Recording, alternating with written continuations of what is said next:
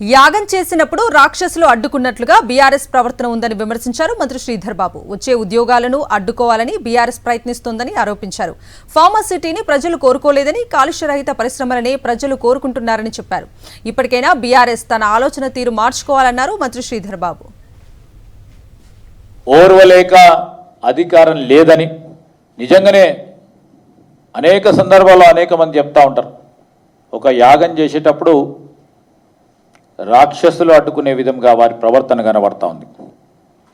తప్పుడు ప్రచారాలతో బద్నాం చేయాలనే ఆలోచన తప్ప ఒక ప్రోగ్రెసివ్గా ఆలోచన చేద్దాం, కన్స్ట్రక్టివ్ క్రిటిసిజం చేద్దామనే ఆలోచన లేకుండా పాలసీ విధానంలో ఎక్కడైనా మార్పులు చేస్తే ఈరోజు 10 మందికి వచ్చే ఉద్యోగాలు 1000 మందికి వస్తాయనే ఆలోచనలు ఇవ్వకుండా వచ్చే ఉద్యోగాలను అడ్డుకోవాలని ఆలోచన చేస్తూ ఉన్నారు.